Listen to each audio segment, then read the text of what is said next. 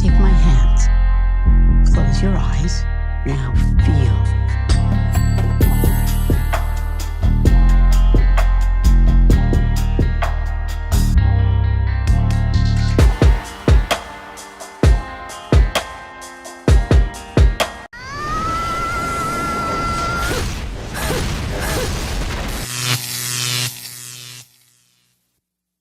I went through my husband's phone and now I'm divorcing him. And this is part 2 of how he reacted when I came downstairs with his phone.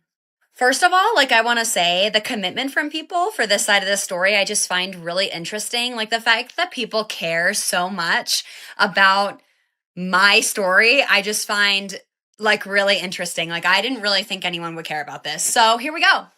I would not consider myself a very calm person. When I get angry, calm is not the way that I tend to deal with things. But in this situation, for some reason, I felt very, very calm when I went downstairs to confront him about his phone.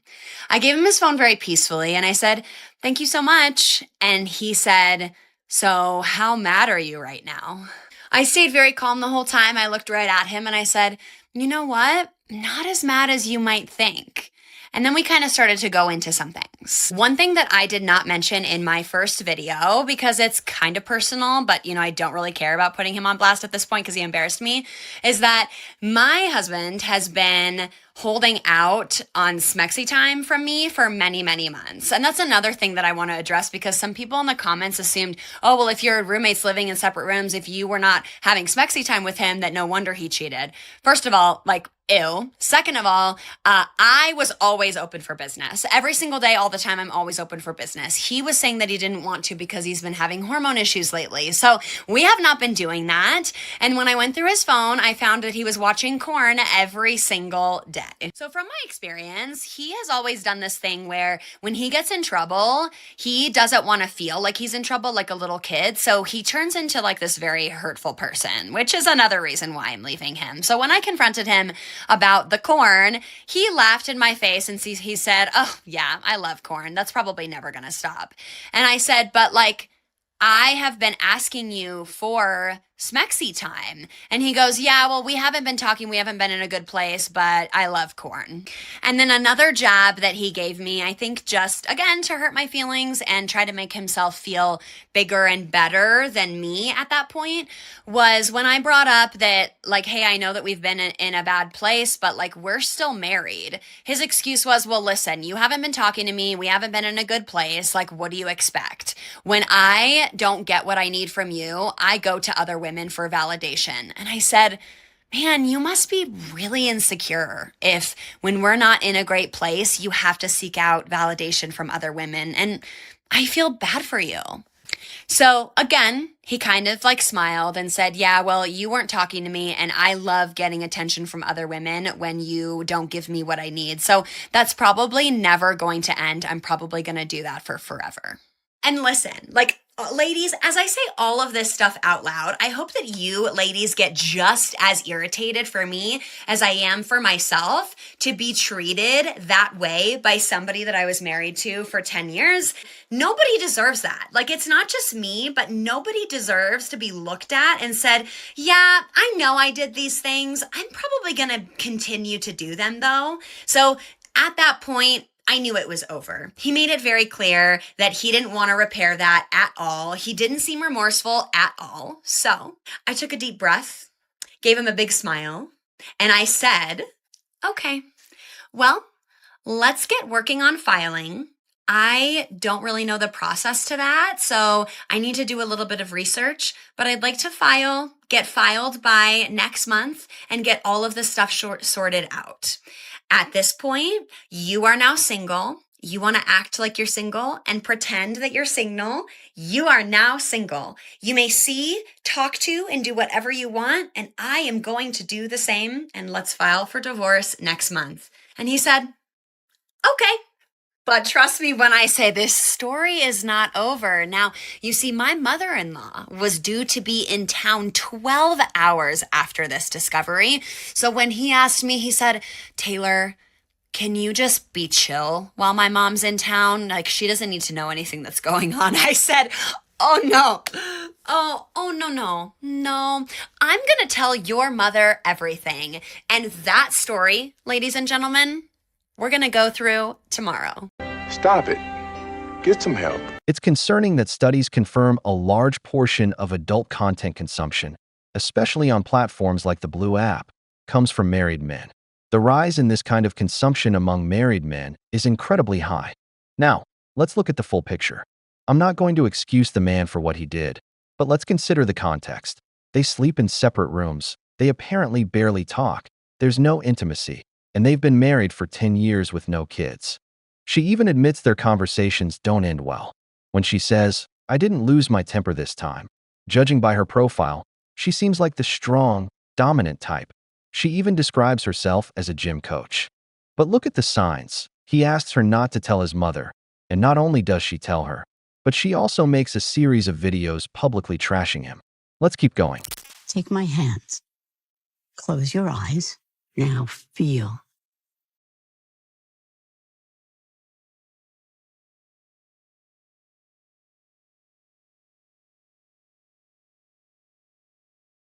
Okay, so here we are. I'm going to set the scene. I just found out that my husband has been unfaithful to me, and his mother was due to come into town to visit him for his birthday 12 hours after I found out. Now, he asked me to be chill during the time that his mother was around and not say anything, and I said, "Oh no, I will be telling your mother absolutely everything."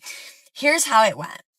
So honestly, I thought when I gave him a heads up that I would be telling his mother everything, that he would try to beat me to the punch. He's got a long drive home from the airport to our house. So knowing that I was going to tell his mom, I kind of just assumed that he would tell her on the trip home. Well, that didn't happen. So her and I had been planning this nice dinner that we were going to celebrate his birthday, and we were all going to go, and her and I were planning it on where we were going to go. It was going to be my soon-to-be ex-husband, myself, my son, and her, and we were going to go out to dinner. So she finally gets into the house, and this dinner is supposed to happen, right? And I tell her, I say, "Hey, I'm going to send you and him to celebrate the birthday on your own." And she goes, "Why? What do you mean?" Like, she was shocked, right? And I just looked over at him, and I said, "Oh, you didn't tell her, did you?" She looks at him. He looks at me. I look at her. She looks at me. What's going on? She makes a connection. Something's not right. And I say, okay. Well, we should probably talk. And he goes, "I don't really think now is the time. Like, this is not a great time." And I said, "Okay, we can talk later." And then for the whole rest of the weekend, I hung out with my son, my happy place, the entire weekend. And I let them go off and do what they were going to do and have mother-son time. Now, backwards a little bit. When I first found out about my husband's infidelity, the first person I called was my sister-in-law because she's like my best friend and I tell her everything. So I called her. She's pissed for me, okay? I was a little nervous to tell his family because I didn't want to feel like they would pressure me to stay and make it work with him. Well, they didn't do that. She very much had my back and she said, "Absolutely not. Get the heck out of there. He doesn't deserve you. And you should tell my mother everything and you should tell her when he's around and embarrass him." And I'm like, that sounds good. I'm gonna do that. I had one opportunity to talk to this woman, and it was really just because she was busy with him all weekend and I was working all weekend and with my son. So I had one opportunity the morning that she was going to leave. We sat in the kitchen and grabbed a cup of coffee, and I looked at her and I said, "Okay, are you ready to hear what's going on?" And she kind of paused and she goes, "Yep." So I unload. I tell her everything. I leave nothing behind, no details. Even about the corn, I tell her everything. And she just sits there and listens. And let me just say, like, this woman is so kind. She's so kind and so sweet. No, God! No, God, please, no! No! No! No! You see? Now different facts come to light. Infidelity is never acceptable under any circumstances. I believe that if a relationship isn't working, you should just leave. But it's clear this man felt alone and unsatisfied with this woman. A dead bedroom, no physical contact. He first turned to adult content and eventually ended up cheating on her. She, months later, starts wondering what went wrong, when in reality, she let her man fall off a cliff. One important thing to clarify: she's a single mother, and the guy is the stepfather. She never gave him a child. It seems he was the beta provider, but not the man she saw as father material. Let's keep going.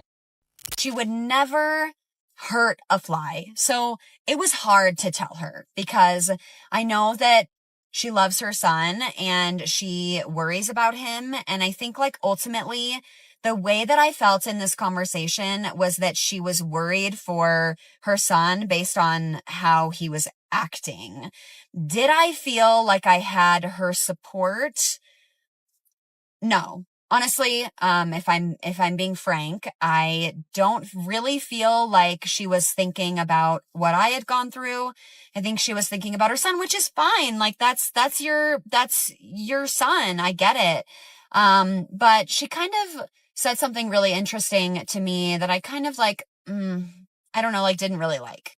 Now let's take a step back and talk about my son really quick. I have an 11-year-old son. He is not the son of my soon-to-be ex-husband. I have a baby daddy. We were never married, but my soon-to-be ex-husband and I met when my son was a year old. He has been around for my son's entire life. He has seen first words, first steps, all of the things, but unfortunately never showed up as a stepdad.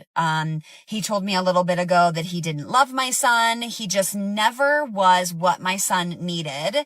And so while I've been married and with this man for 10 years, I have been a single mom. My soon-to-be ex-husband does not help me with parenting at all. Like I have parented that child by myself, and he's my son. So that is my responsibility. But my son comes above everything. My son comes before my soon-to-be ex-husband. He has always been at the forefront and the whole priority of my entire life. I take parenting him very seriously. And my soon-to-be ex-husband does not like that my son comes before him. Listen, I know this video is getting really long. I'm almost there. So the way that I felt when I told my mother-in-law about all of this is that I almost felt a little bit of like she was putting some blame on me for the reason that we've been in such a bad place. I was talking to her about the issues that my soon-to-be ex-husband was having with my son, that he told me that he didn't love him and that he resents him. And that's just for a whole nother story. Sir, you are an adult. I am not responsible for raising you anymore. That actually was my mother-in-law's job. But I take being a mother very seriously. And my son is my priority number one always, and that will never change. So when she came in and made me feel like she was questioning of whether or not I should be putting my 11-year-old son over her 33-year-old son, it just didn't feel great to me. And that's what happened. Do I need to probably have a conversation with her about how that made me feel? Yeah, but ultimately it is what it is. We are divorcing, we are separating, and my son is still going to be at the forefront, number one of my life everywhere, all the time, every single day, and that's how I'm choosing to parent him. God damn it! You can't make this shit up! Let's look at the facts. The guy is 33 years old and has wasted 10 years of his life with this woman. Clearly, this man's mother doesn't hold her in high regard because he met her when he was 22, meaning he raised her child when the irresponsible father didn't step up. Chad's kid. And she never gave him a child of his own. I'm 1000% sure his mother didn't want to see her son marrying a woman with a 1-year-old just to become a stepdad. But this man did it. The resentment toward that child comes from the fact that she never gave this man a child. We're talking about 10 years with a woman who never gave him a son or daughter. Now I understand where the resentment, the adult content addiction, and the cheating come from, along with the separate bedrooms. It doesn't excuse it, but it is a symptom of someone who felt unappreciated by a woman who drained half his life. So my husband told me that he doesn't love his stepson and that most of the time he doesn't even like him. And what do you know? Now we're getting divorced. Let's talk about parenting for one moment. My soon-to-be ex-husband and I have been together for over 10 years and my son is 11 years old. So it's not that just a couple of years that my soon-to-be ex-husband has been around. He has seen first steps, first words, first day of kindergarten, first day of every single grade. He's seen big milestones. He's watched sporting games. He has watched this kid grow up. And my son is a really good kid. And I know that a lot of mothers say that, but I really mean it. My son has manners, please and thank you. He's very sweet. He never argues with me. He is so kind, so intelligent, and so emotionally mature. I will address people in the comments very briefly. I have some people that are saying, why would you marry someone when you knew they didn't love their kid? Oh my God, we didn't start there. Oh my gosh, we did not start there. I did not marry my husband knowing that he didn't love my son. This is a very recent issue. This is a conversation that we had on December 1st, our 10-year anniversary, when he told me that he really doesn't like my son and that he resents him for the fact that I put him first and that my son is priority to me above anything else. And you know what? That's okay, because that's never going to change. So on December 1st, when we had that conversation, that's when I knew I was done. Okay, that's when I knew I was finished. I'm like, I'm so gone. Like, you don't love this child that you have raised kind of for 10 years, this kid that you've seen grow up, this kid that is a direct reflection of me, because I have poured everything in my life into raising him properly. You're going to tell me that you don't love him and that you want me to put you, a 33-year-old man, first over raising an 11-year-old boy? Absolutely not. So on our 10-year anniversary, I told him, I said, yeah, I'm done. You need help. You need to go to therapy. And he said, okay, Taylor, let's go to therapy. Like, let's try to figure this out. And I said, great. Okay. January is your month. You have to hire the therapist, book the appointment. You know my schedule with work. Just tell me when to be there and I will be there. But this is your time to shine. If you want to repair this, then you can do all of the things for therapy. Do you think he did any of that? Ladies, do you think he did any of that? Oh, hell no! What that man said comes from a place of pain. That guy was a present father. He was the only father that kid ever knew. He was the one showing up to the kids' games. That's not something a man who doesn't care would do. What hurts him is having wasted 10 years of his life raising another man's child, while his woman, who only has one child, never even considered making him a father. I've always said it. If you get involved with a single mother and after a year she doesn't give you a child, walk away. That woman is using you as a beta provider, especially if you don't have kids of your own. Don't go raising Chad's kid because women don't appreciate it. Look at how she's throwing him out. It's not that he wants her to choose between her child and him. It's that he wants a child of his own. That's why he's still talking about therapy. That man loved that woman, but she never loved him back. Believe me, when a woman loves you, she wants to build a family with you. Let's keep going. No. Now, I realize that everyone does parenting differently. And I'm not saying that my way is the right way or the wrong way. I don't know that there really is like a hard line of right and wrong way of parenting. But my son is not my soon-to-be ex-husband's child. Now, if he were his child, that would be a different story. I would choose to put my husband first because it's a direct reflection of how a man and a wife should be, and it should be a good example. But because that's not the case, I am responsible for raising an 11-year-old boy to make sure that he turns out to be a decent human being. I'm responsible for giving him experiences. I'm responsible for taking care of him financially. I'm responsible for making sure that my child feels safe, secure, loved, and that he can come to me comfortably and talk to me about anything. That is my job. It is not my job to do that for a 33-year-old man. And contrary to popular belief, his happiness is not my responsibility. And anyone else, please listen. Ladies, gentlemen, everyone, your partner's happiness is their responsibility. The way that they feel about life and walk through life is a direct reflection of the work that they put in, what goes through their mind on a daily basis. And while you're there to support them as a partner, their happiness, general in life, is not your responsibility. My 11-year-old child is 100% my responsibility, and I'm going to take that to the grave. Like I believe that fully, entirely, wholeheartedly. So I will never put a man above my 11-year-old child. And the next person I find, not that I'm really even thinking about that at all, will understand that and will understand what I've been through, or I will not be with anyone else. Because ultimately, I feel like all I really need right now is my son. He needs me and I need him, and that's just kind of where I'm at. Fuck up, you crazy bitch whore! You know what's the saddest part? This man is going to go through a divorce, lose 50% of his money, maybe even his house. But on top of that, he's going to lose his son. Because even though the boy isn't biologically his, he raised him, and he has no legal rights over that child. In other words, they had him playing house when the house was never his to begin with. A beta provider. And this woman knows it.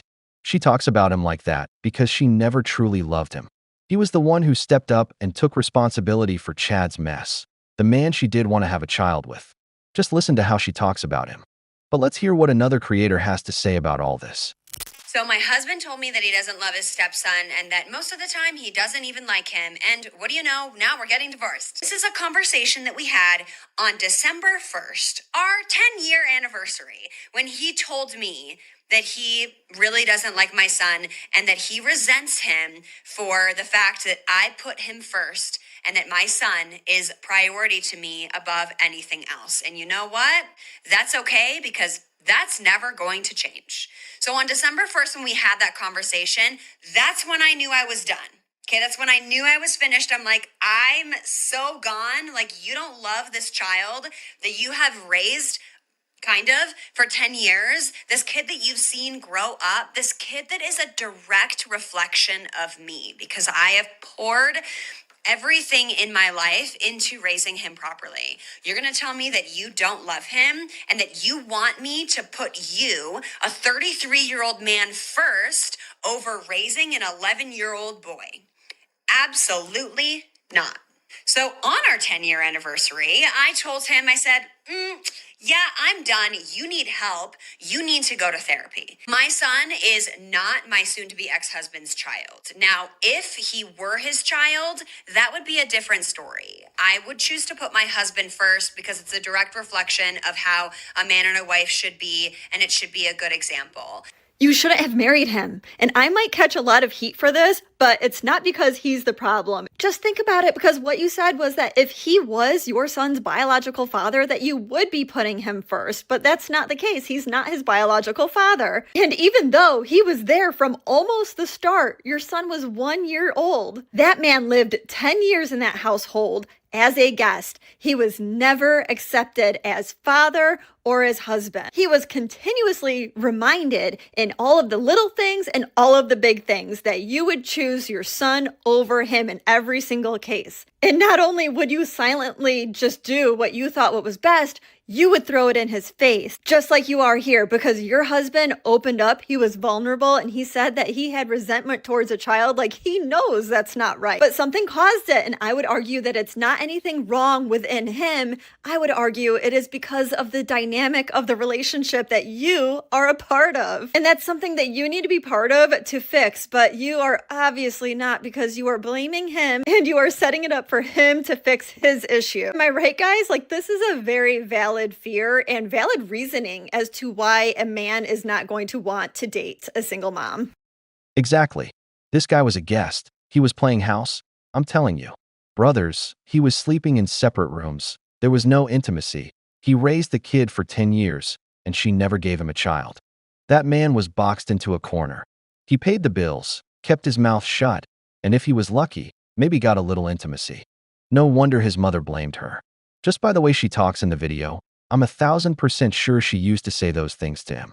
I can already picture the times he tried to discipline the kid and was reminded he wasn't the father. That's why I always say this whole, the real father is the one who raises the child, not the one who makes him. Narrative from single mothers is just cheap marketing to reel in some clueless guy as a beta provider. He gave her 10 years of his resources. At least he's not in his 40s. At 33, he can still walk away and find a woman who actually wants to give him a child. Hopefully, he ends up with his lover. I'm sure she'd give him the family he deserves. Women. It's actually really hard and exhausting dating men currently. You know, so many of them say out loud they don't even really like women. They don't find us funny. They don't find our interests interesting. They find us boring. They cheat. They ghost. They emotionally manipulate and gaslight. They also don't even really put in any effort. Like, do you even really like hanging out with us? And at the same time, they aren't contributing equally to domestic labour and claiming they're babysitting their own children. And that isn't even mentioning the disproportionate emotional, financial, verbal, and physical abuse that we endure from men. Like, it's really, really hard. Well, not all men. There are good guys out there. So I don't know, maybe start dating actually good guys. Stop choosing assholes. Raise your standards. I don't know, pick better. I mean, you can lie about who you are, but I think as a whole, maybe you're right. Like, we shouldn't tolerate this anymore. We should have high standards, stricter boundaries, and we should just get out as soon as we see any signs of any of this behavior.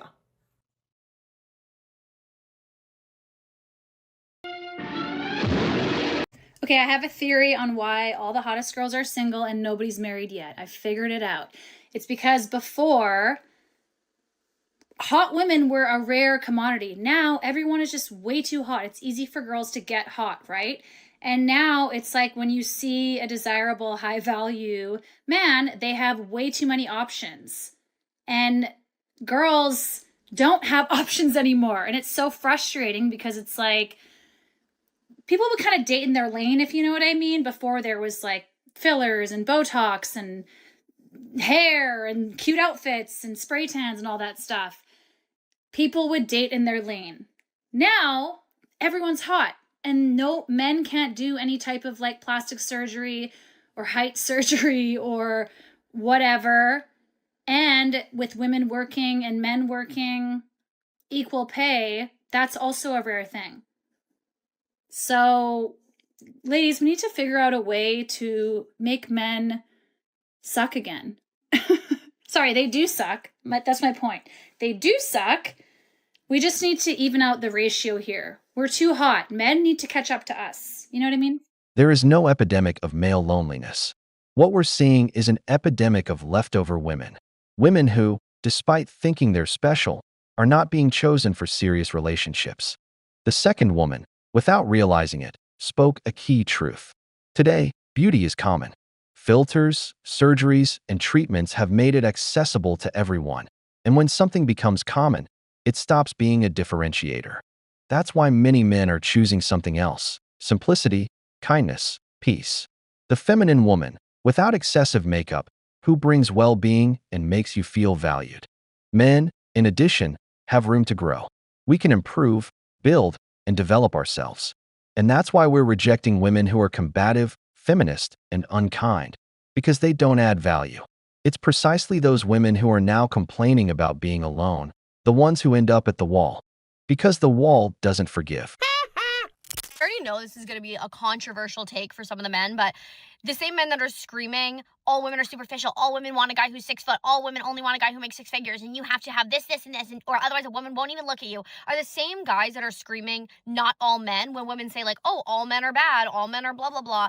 And I already know that it's the same demographic, and yet they can't see how they don't want to be lumped in as all men are bad, but they also want to lump in all women are superficial, all women are shallow, all women are only looking for these things.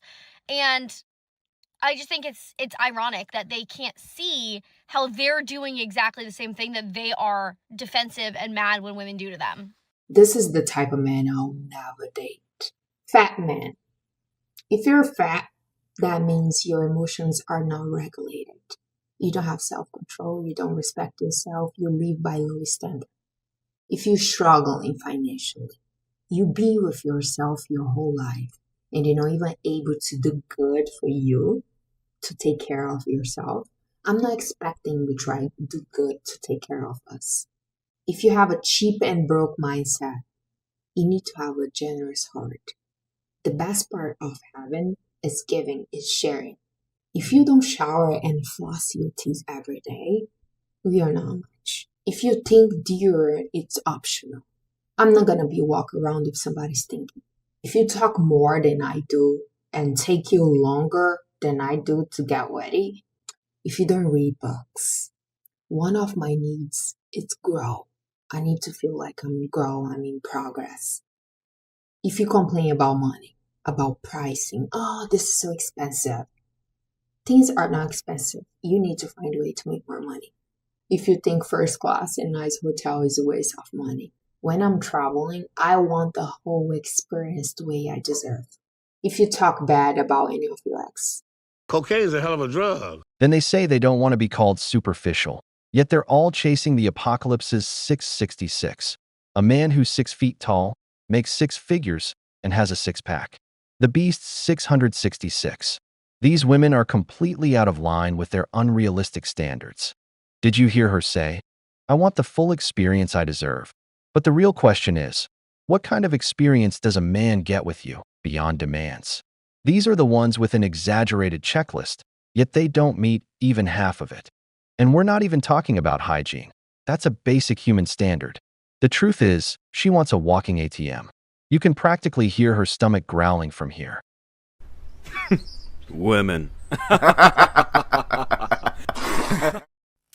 I just blocked a guy for not checking on me to make sure I got home safely after seeing them. A lot of people would think, oh, you need to have more patience or your program is too strict. I just feel that as a man, one of your duties is to be protective of someone. The day before that, they came and drove over an hour to come see me. So the next day, I followed them to their area and we hung out in their city for a whole day. It was a great day, no complaints there. The issue is that I went home at about 11 p.m., which is very late for me to drive home. If I'm spending this quality time with you, that person should care at least a little bit about your safety. That's a big red flag for me. That's a big no. Honestly, just makes my body not feel safe. And if anything, being feminine is listening to how you're feeling and listening to your nervous system and honoring it. So I have no problems blocking for that reason.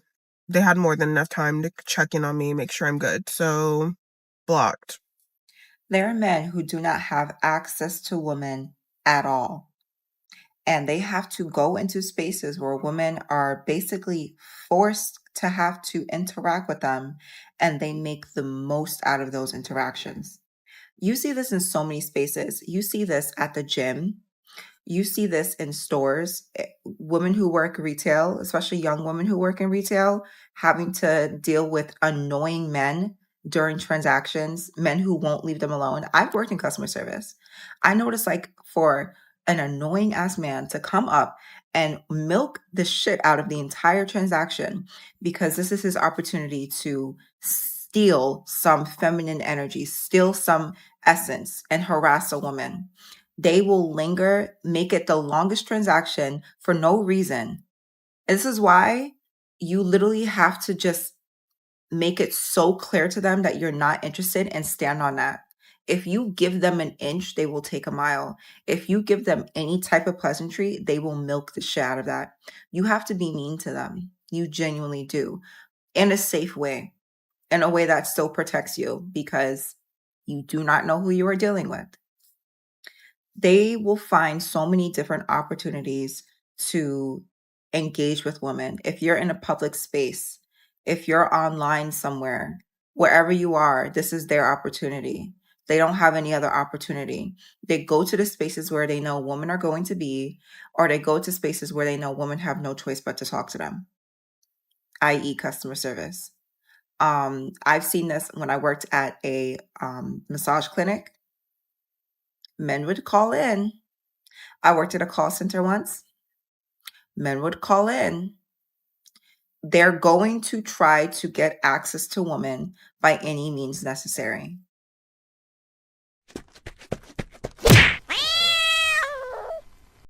I think the paranoia a lot of women have today has reached a point where it's honestly scary. I know there are desperate men out there, but I don't think it's to this extreme. Imagine having a good date with a girl who even came to visit you. You plan everything to have a good time, and then she blocks you just because you didn't text her. When in reality, there was no commitment. You're barely getting to know each other. That guy might have intended to text her, but didn't want to come off as too intense or possessive. We already know how women are nowadays. Any guy who shows too much interest ends up exposed in some video. Honestly, I think that guy just dodged a bullet.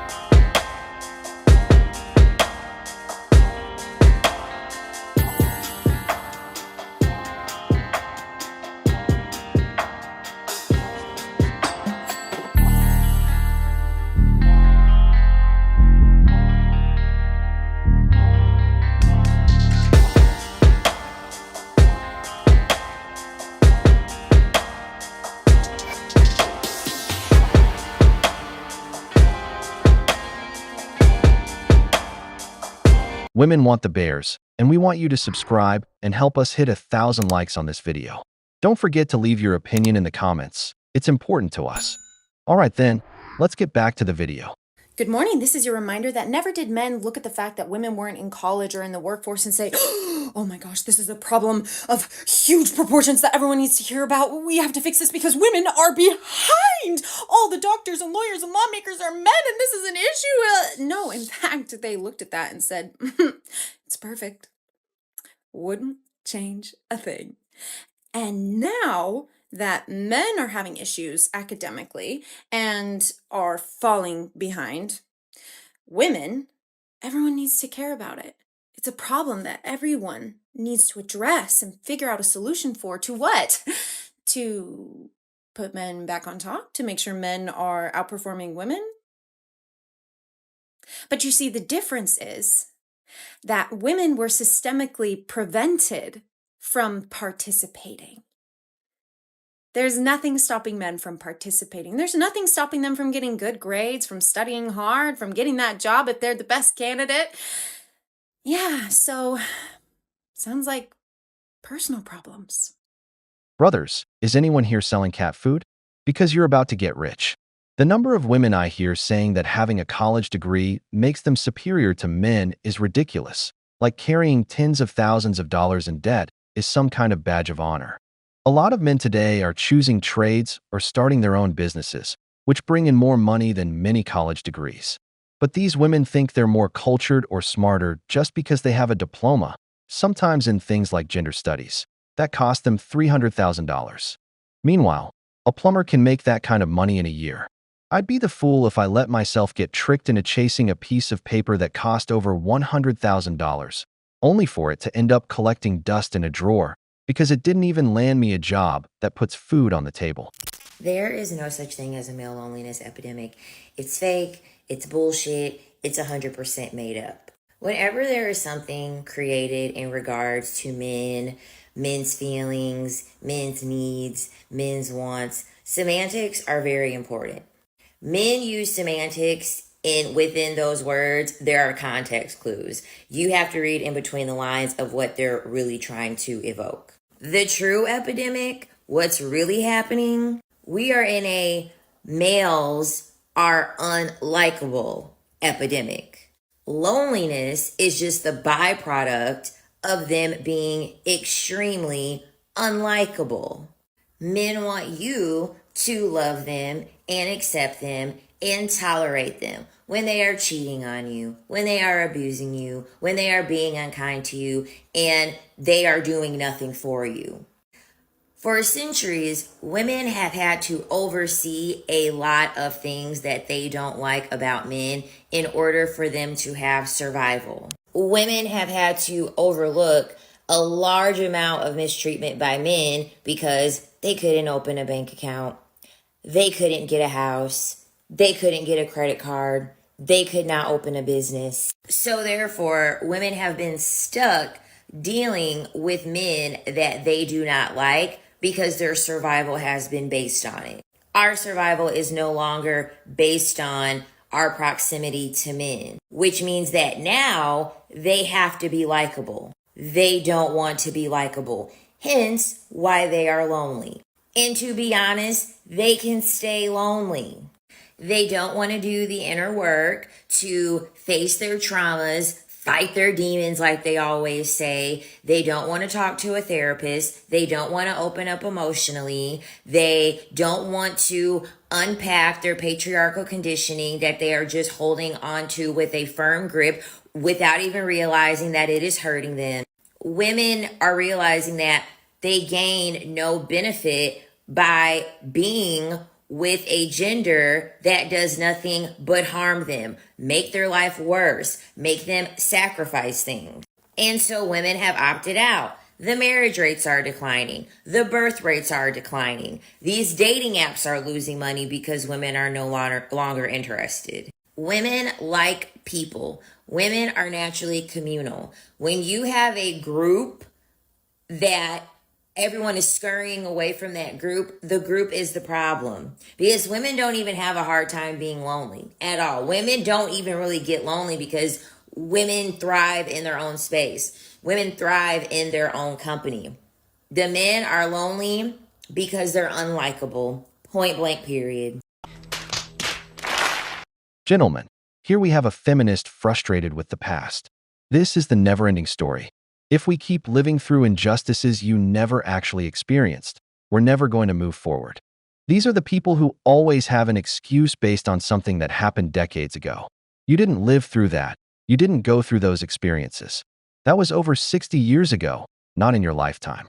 We're already in the future, and instead of achieving something of their own, they live off past victories. Their movement doesn't even make sense anymore. Growing up, my dad would tell me that all men are predators. He did not speak really highly of men.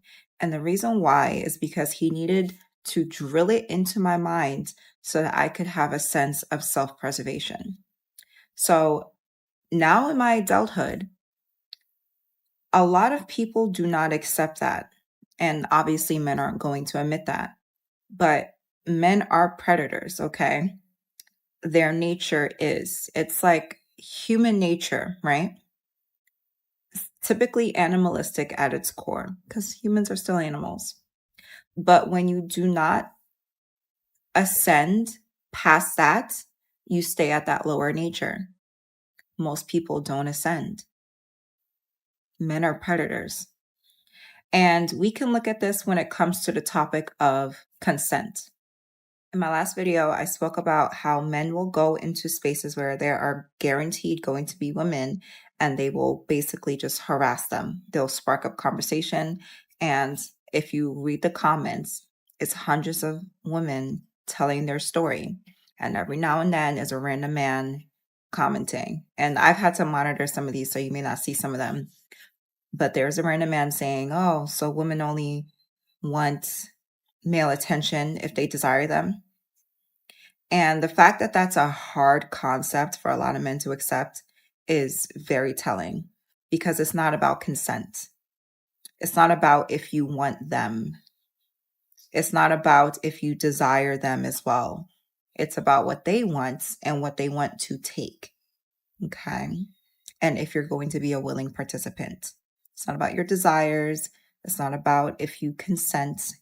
And we see this very often, how the lines of consent get blurred when we hear stories of women coming forth about being assaulted, about being, assault. I can't say the word, actually assaulted. We see this.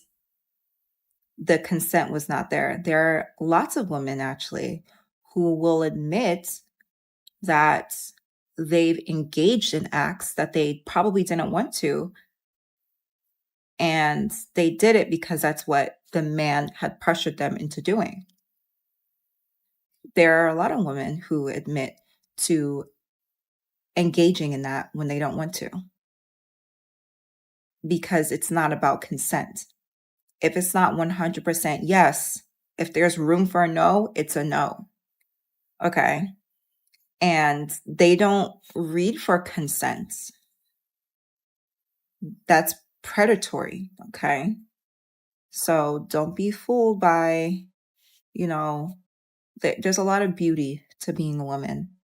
There's a lot of beauty to existing in your feminine essence, but you also have to aggressively protect it and drill certain things into your mind so that you can live in the safest way you can and protect your family, protect your children, protect whoever it's possible that you can, and teach them. Because unfortunately, the world is not rainbows and sunshine. There are predators that exist in this world. Men are predators. What kind of predator was your dad? Because if he was that scared and said all men were like that, it's probably because he was one himself. Remember, people judge based on their own condition. That story worked on you, because look how you turned out, talking nonsense on the internet, and, even worse, single at over 30.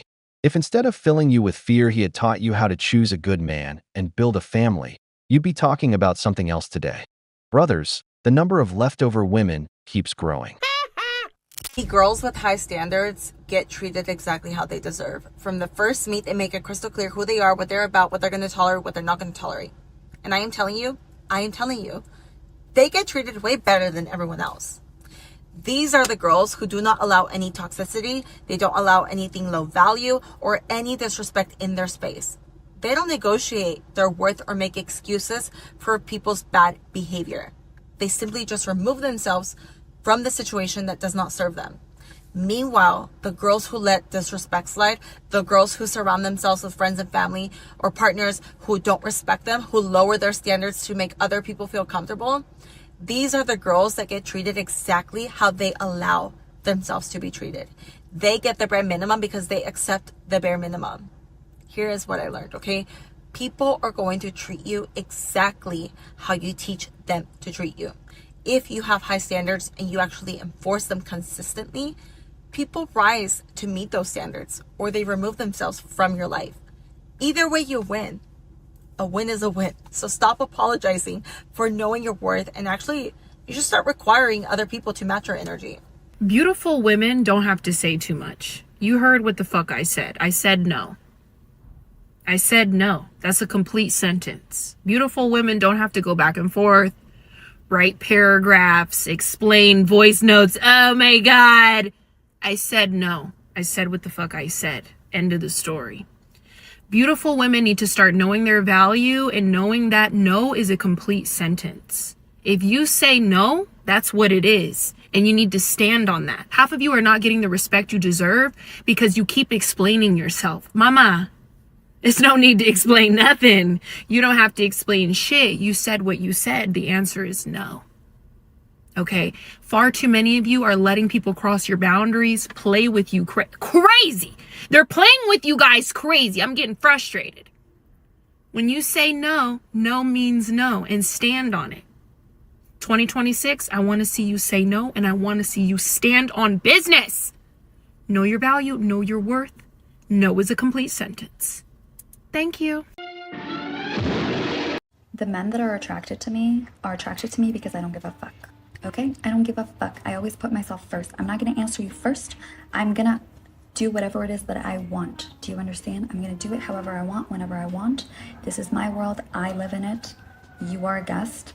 I'm not going to listen to you. I'm going to nod. I'm going to smile. I'm going to be like, and I'm going to go and do whatever it is that I want. Because I'm an independent woman and I don't need your validation. I don't need anything else. And they love it. They find it attractive because then they get obsessed with you because you're obsessed with yourself. Your focus should always be on you. It's never on the man. Okay? You give him attention. Yes. You give him love, affection, whatever it is, in moderation. You don't pour everything into him. You are the main show. You don't hand over your show to the side characters. No. No. Do you understand? That's how it works. Okay? And especially with rich men. If you're not rich, wealthy men. You are the star of the show. Brothers, let me show you what high-maintenance women really are. Women who bring no benefits, because they're like money vampires. They suck your cash like it's blood. These are the kind of women you might take out on a weekend, but never bring home to mom. Their mistake is thinking that spending money is what hurts a man. No, what hurts a man is spending money for no reason. When he sees a woman who only responds to luxury, he realizes there's no challenge, that everything is transactional. And transactional things aren't respected, they're used. On the other hand, the woman who doesn't demand that is the real challenge, because you know money can't buy her. That's a woman of value, a woman who's truly worth it. It's gotten to the point where someone is actually developing an app to negotiate payment before the date.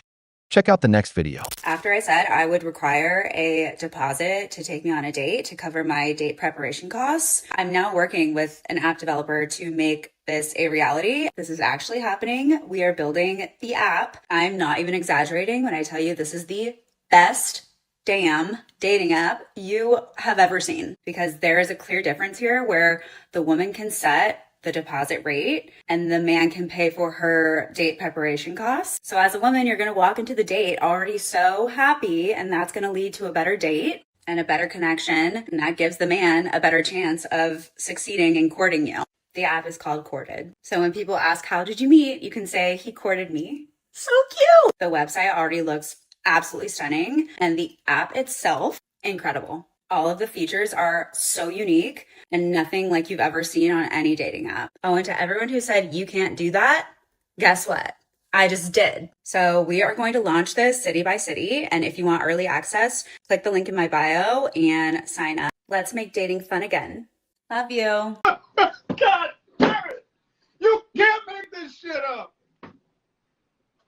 After I said I would require a deposit to take me on a date to cover my date preparation costs, I'm now working with an app developer to make this a reality. This is actually happening. We are building the app. I'm not even exaggerating when I tell you this is the best dating app you have ever seen, because there is a clear difference here where the woman can set the deposit rate and the man can pay for her date preparation costs. So as a woman, you're going to walk into the date already so happy, and that's going to lead to a better date and a better connection. And that gives the man a better chance of succeeding in courting you. Oh no, who's gonna tell her? Fine, I will. This is not a new kind of app, okay? This is out there, and lots of websites are out there that do the same thing. It is actually one of the oldest professions. And the bottom line is that I don't care how you cover it up as some sort of new age dating app. Every man and every woman that signs up for this, they know what they're signing up for. A man is paying a woman for certain goods and services. That's what it is, bottom line. And all this is giving other reasoning, like the cost of being able to get ready and to pay for your childcare. It is all just a cover for you wanting to be compensated. I said what I said.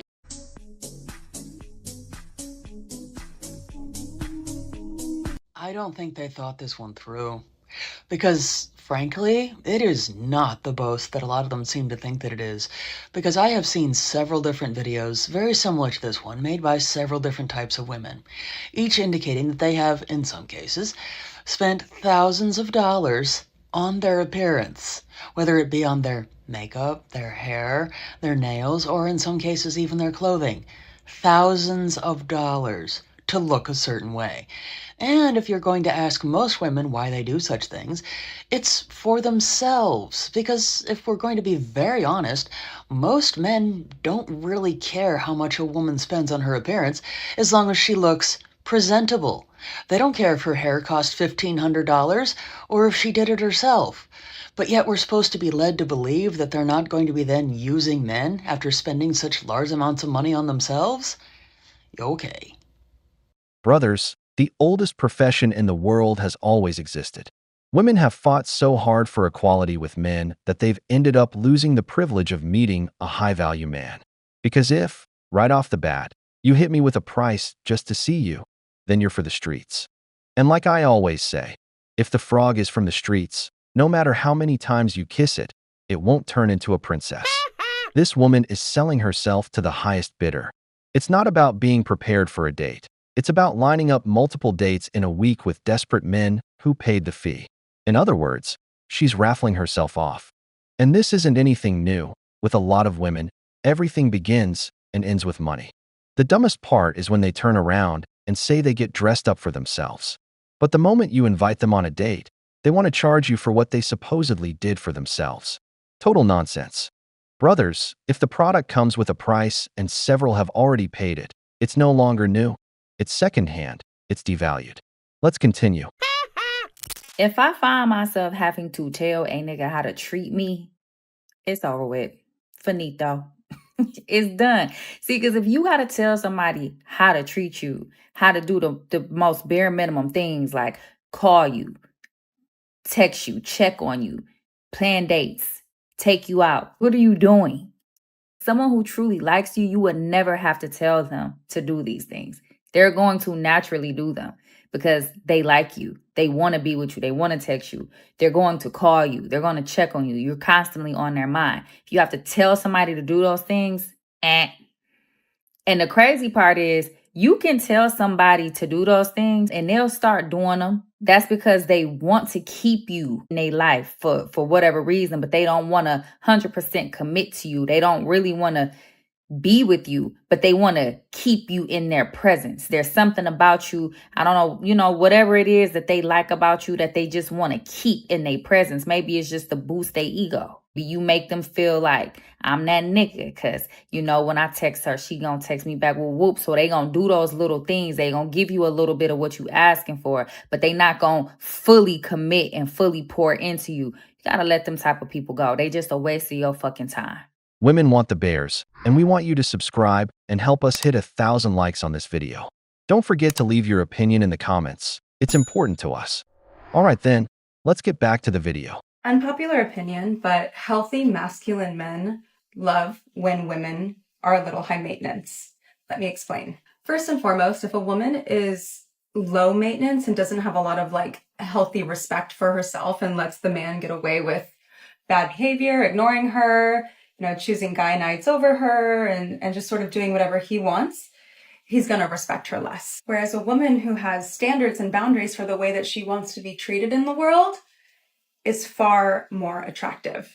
I remember back in the day when I was like really dating, like going on a lot of first dates, getting to know a lot of really lovely people.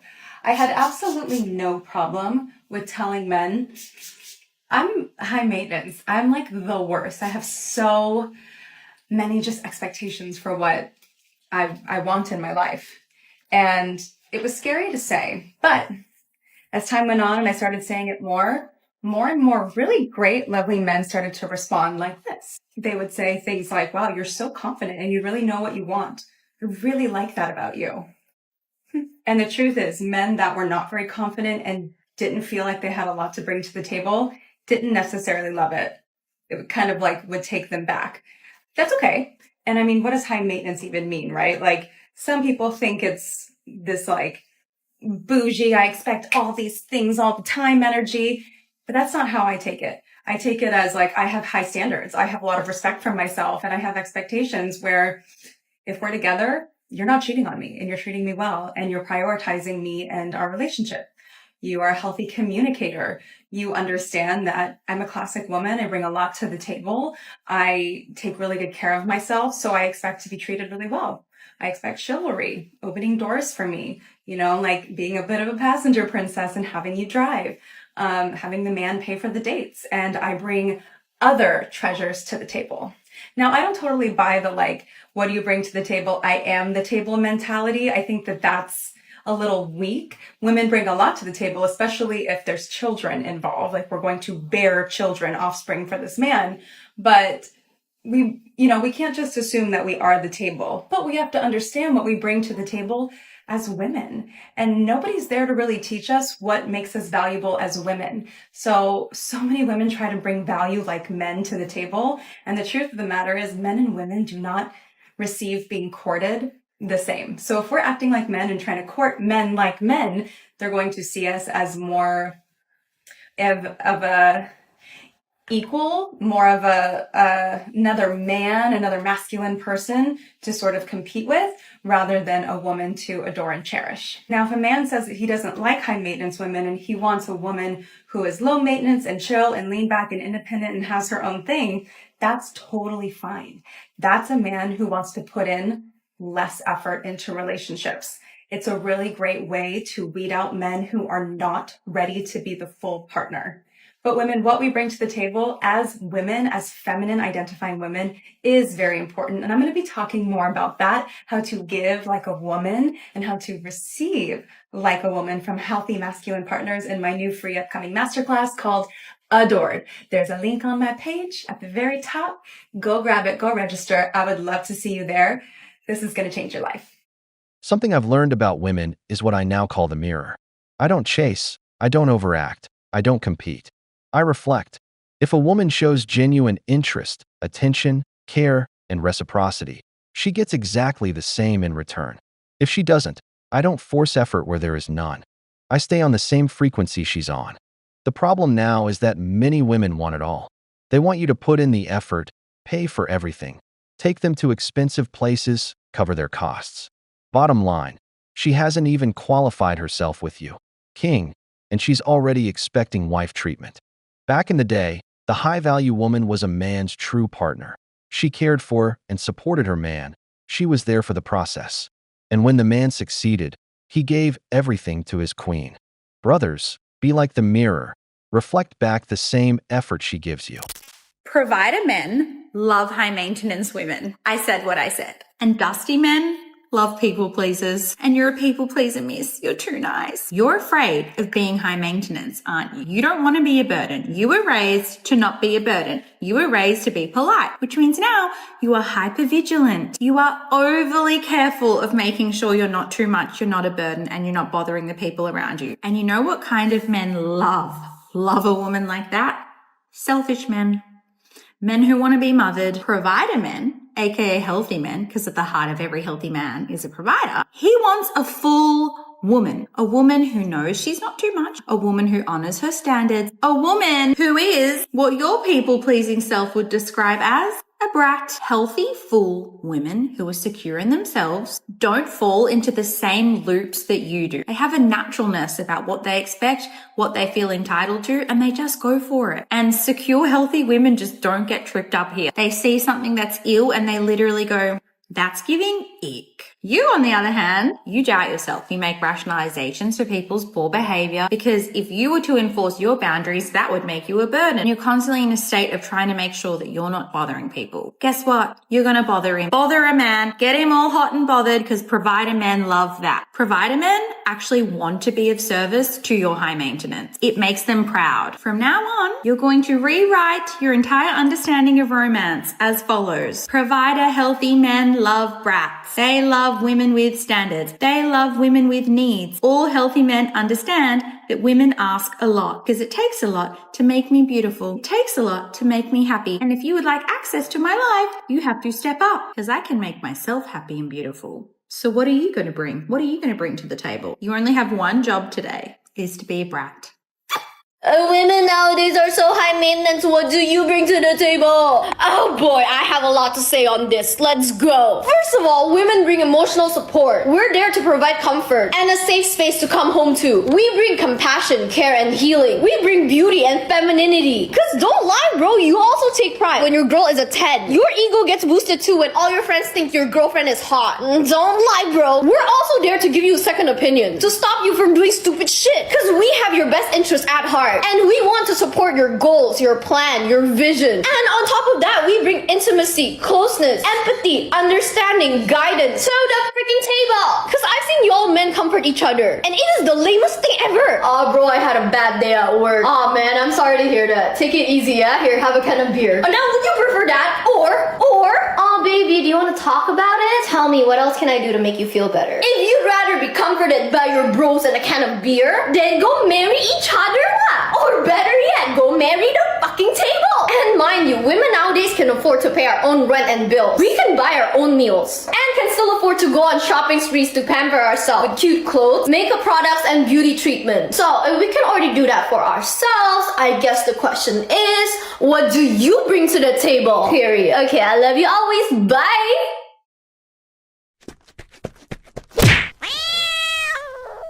What I'm about to say may sound like I'm stuck up, but I promise I'm not. The reason I do not put up with any man's foolishness, why my standards are high, and why I move on quick is because I know who the hell I am. And I'm gonna say this in the most humblest way possible. I am 24 years old. I make 6 figures a year. I have 2 college degrees. I'm a registered nurse with her BSN, and I own multiple businesses at only 24 years old. I pay my own bills. My body's tea. I have an amazing personality, nice skin, nice hair. On top of all this, I know how to cook. I know how to have a good time. I am the full package. Not to mention that I have no kids and no baggage. I literally know how much value I have and how much value I bring to the table. Now, why the hell would I put up with anybody's nonsense? And I mean this in the most humblest way possible. I am not like other women, and other women are not like me. We all are our own person. But I know the value I have, so I am never going to put up with anything that's lesser than me. Society always wants to talk about how they want the full package in somebody. I am the full package. I know I'm the full package, so I'm going to wait to get what I deserve in life. And this is why I have no patience with anybody. You know how many people would wish to have a chance with me? It's not even about that. It's about the fact that I respect and love myself so much that I'm not going to take anything less than from anybody else.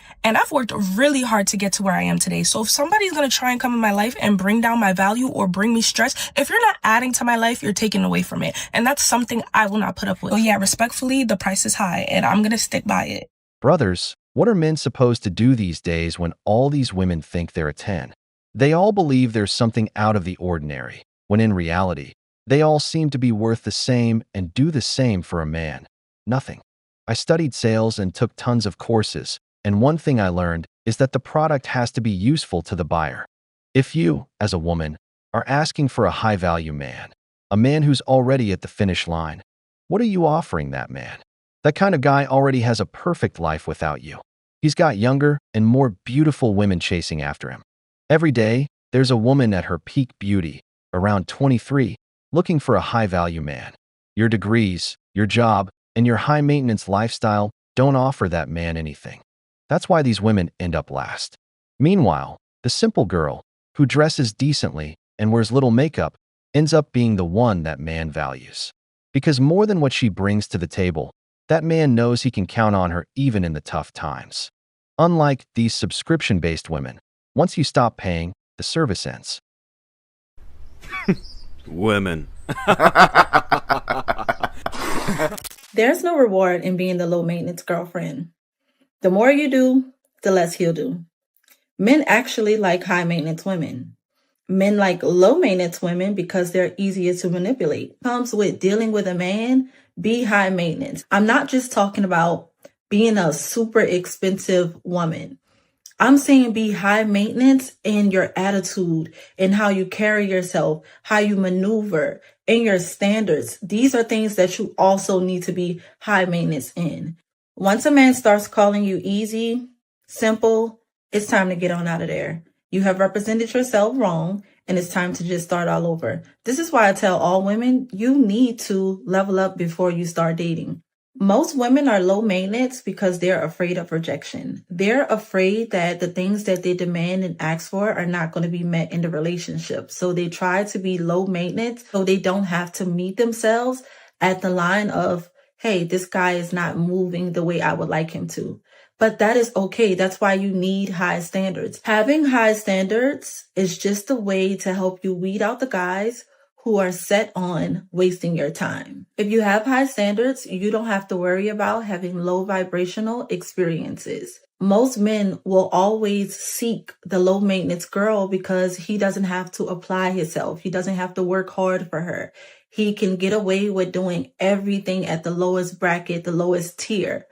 When you are with a high maintenance woman, you may have to get the second job. Not because her makeup is expensive, her hairstyles are expensive. He wants to provide her a comfortable life. There's no reward in priding yourself in being the woman who never asks for anything, always doing everything.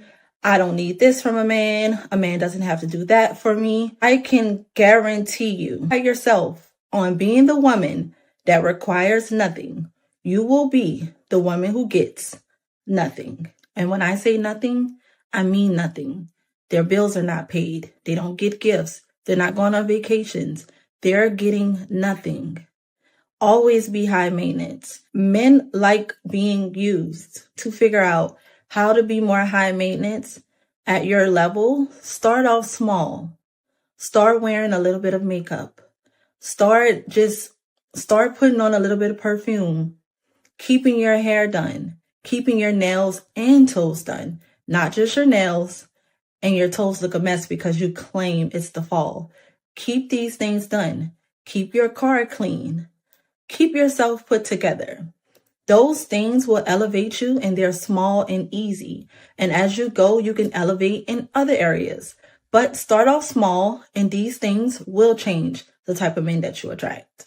And if you want to know just a few little tips on how you can get the message clear, when you're out and about, have a strict program. Having a strict program is literally going to set the tone for your dating life. Yeah, and when you're out, pull out the occasional Chanel lip gloss and a Chanel compact mirror. That is also going to let him know my time is expensive, even my makeup. That is the difference. Ladies, stay high maintenance. Don't be a low maintenance girl. Pour the wallet of the man who puts up with you. A woman who acts like that ends up like her. A woman over 30, hitting the wall with no relationship. She thinks that just because a man with money agrees to those conditions to go out with her, after jumping through all the hoops and being intimate, he's not going to leave her. But he does. And the cycle starts all over again. A cycle that never ends. A smart woman needs to understand that men see the world from one direction: utility. As men, From a young age, we're taught that we have to be useful.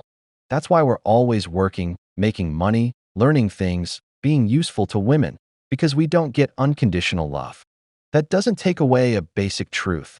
If a woman doesn't show acts of service, doesn't help, doesn't uplift, doesn't bring that feminine energy into my life through her treatment of me, she's not the woman I want by my side.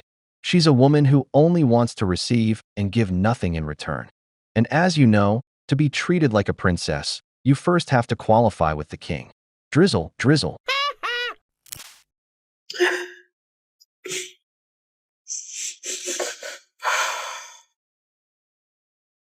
It's so hard to talk right now.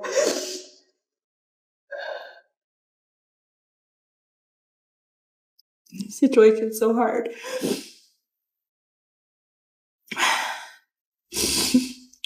I'm just trying to relax.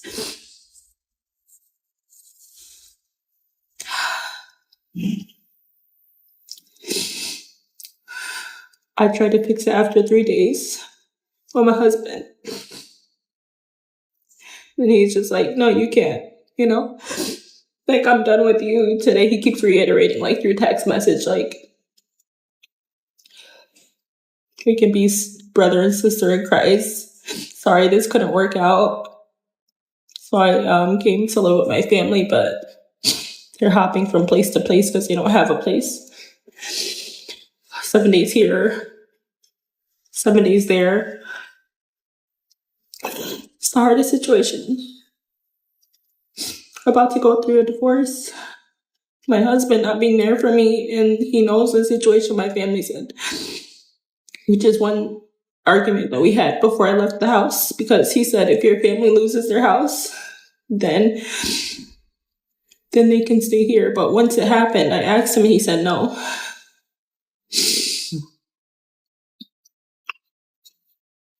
Now I'm in this situation with them because he doesn't want me back.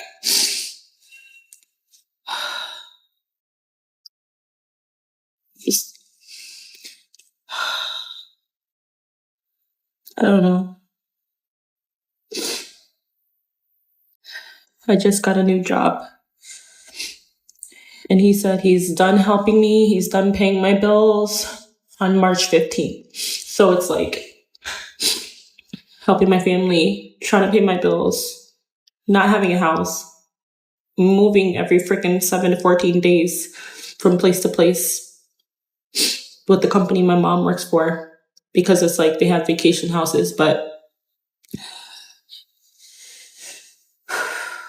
it's just the most humiliating, degrading, low position ever. And just to know that like I'm married and like my husband just doesn't care and isn't helping, doesn't want me.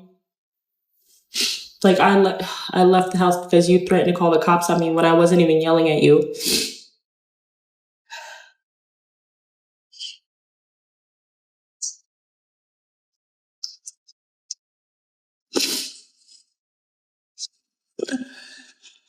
I don't know what's going on in my life.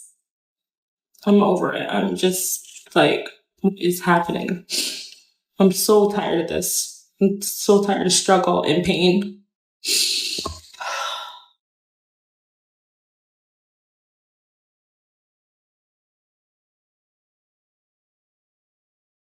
No, God! No, God, please, no! No! No! No! Let's lay out the pieces. She says she was married, that he fully supported her, and that she left the house because he threatened to call the police. That detail changes everything. A man doesn't get to that point over a normal argument. A man puts up with a lot, too much, before kicking a woman out of his house or thinking about involving the cops. Crying is not proof of innocence. A lot of women know how to cry, break down, and play the victim while hiding what really happened. But the truth leaks out on its own. Her husband doesn't want her back. Her mother doesn't want to take her in, and no one wants to take responsibility for her. That's not bad luck. That's reputation. When someone brings nothing to the table, not stability, not support, not peace, they end up being a burden. And when everyone, husband and family alike, agrees they don't want to live with you, the problem stops being the environment. The problem is you. What we're seeing here isn't abandonment. It's someone being rejected for something she did. I was a realtor 17 years and was going through a very public and very ugly divorce with my second wife, and had kind of grown weary of the real estate business and didn't feel I could continue on. I kind of wanted to get out of it for a while, and almost felt the public and ugliness of our divorce was God's little push of getting me out of the real estate business, because it's kind of an addictive business to be in. You get big checks every once in a while. You don't have to punch a clock. You don't get any steady income or benefits or I don't know. For me, I was going to say respect on the street. I don't know what the general consensus is of realtors out there. But my self-respect wasn't very high because I don't have a great opinion of the real estate business or the National Association of Realtors. I did it for 17 years. But anyway, during a very painful and public divorce, I decided to walk away from real estate and try something else. I had a high profile for a bunch of years. I did a lot of marketing. I had my face out there, and then I had the face of me and my ex-wife together as realtors, as a team. And I think a lot of people probably didn't like seeing our face. She's a good-looking woman, a really good-looking woman, and I'm me. And probably got tired of seeing our face. And so when our divorce started happening, and again, it got way more public than it should have, I think some people celebrated it and enjoyed it, and it made people happy. And that kind of hurt. That kind of hurt. Yeah. Because I'm not just a face on a billboard or a business card. Yeah.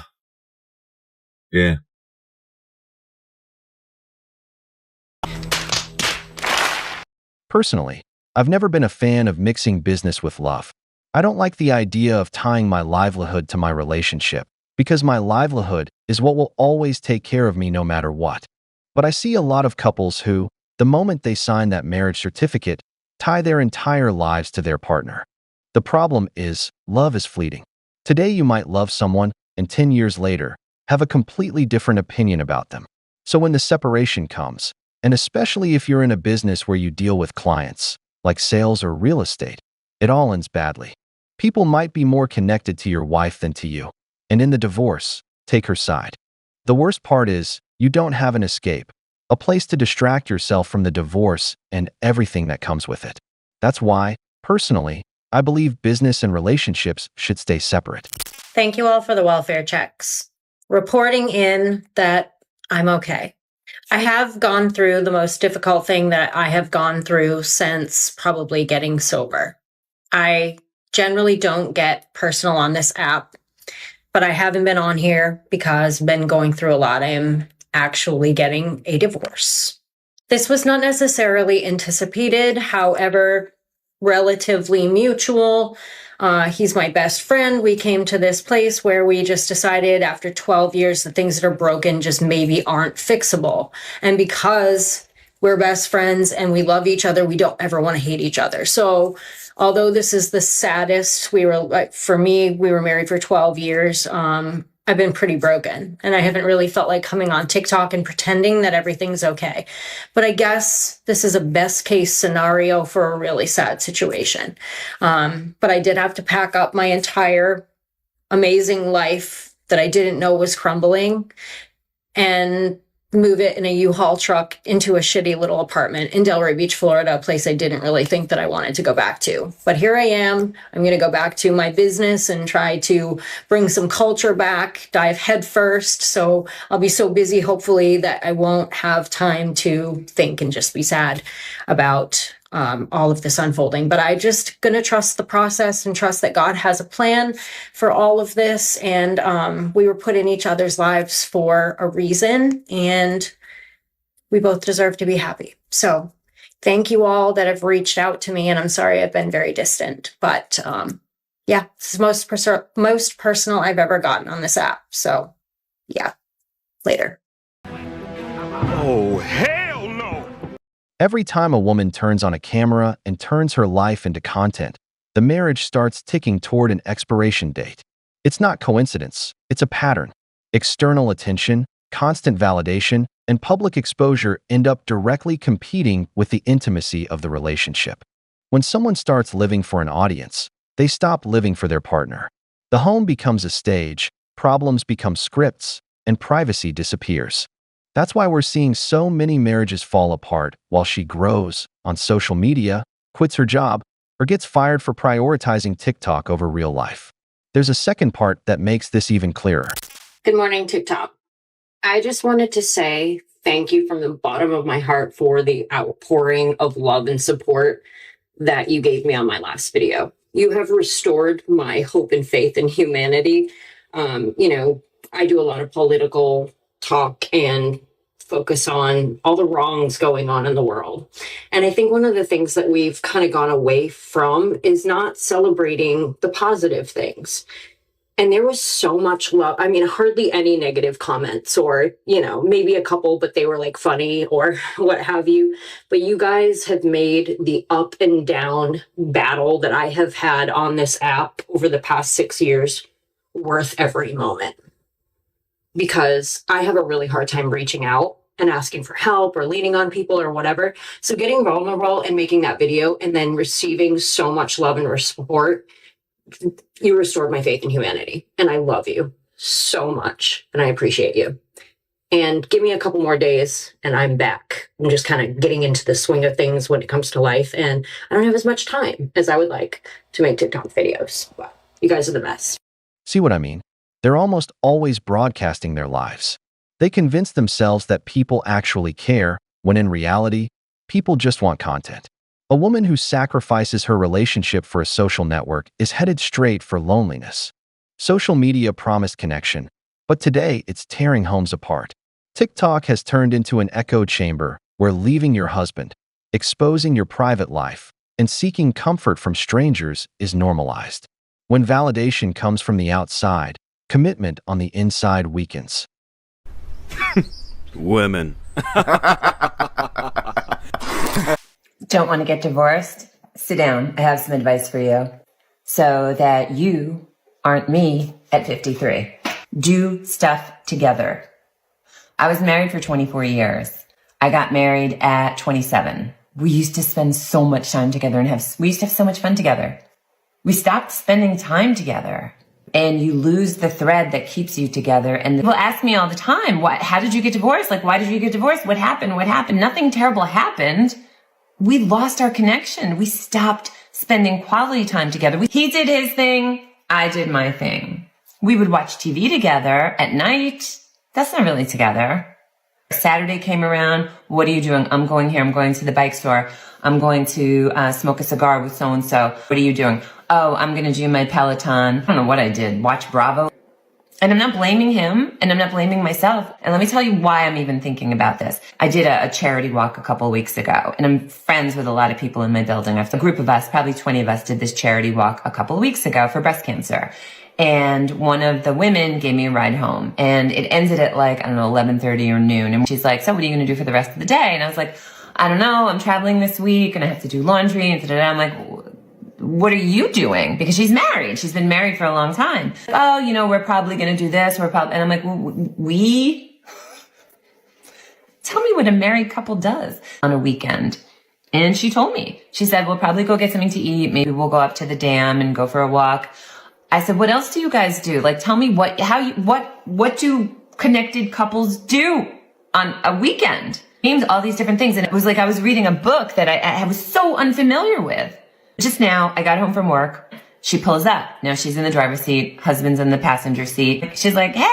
I'm like, where are you guys headed? And she's like, oh, we're going to the Blaze. That's in Westchester County. That's this gorgeous, art installation for Halloween where they take, that's not the point. It's lit up beautiful pumpkins. Okay. And he holds up the thing and he's like, I bought the tickets.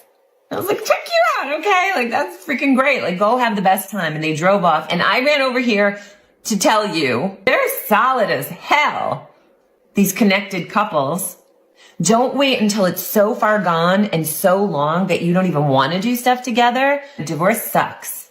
And I wouldn't wish it on anyone. And if you have a way to stay together, even though you're kind of like, oh, I'd rather just like lay on the sofa and be on my phone, or I'd rather just go to the bar and grab a beer with my boys, whatever. Push yourself not to do that, because that'll keep the connection going. It'll foster the connection, and you won't get to the point where you don't want to do stuff together. But prioritize each other. It can go left so subtle and so small that you don't even notice it. And one day, you're me. Still kind of like each other. Spend more time together. Oh, boo-hoo! Let me play a sad song for you on the world's smallest violin. At least you're owning up to being part of the problem. You didn't play the victim like so many others who just blame the man. I genuinely believe it's healthy for a couple to do things together. Time passes in a relationship, and with time, you change. Maybe because your body slows down, or because you start enjoying different things. What I'm saying is this: find a shared hobby with your partner. I like relationships with traditional roles, where a man's role is clearly defined. I believe I'm speaking to exceptional men, and if you're in a good relationship or striving for excellence, include the person beside you. Like the saying goes, you'll feel like you're walking faster when you're walking with someone. We've reached the end of the video, but before we go, the questions are for you. Are social media platforms helping couples connect, or are they pushing more and more to separate? Is it smart to tie your livelihood and business to a relationship that could end at any time? If you enjoyed the video, hit like, subscribe to the channel, and turn on the notification bell. Your support means a lot to us and keeps us motivated to keep creating more content. Stay tuned for the next episode of The Wall.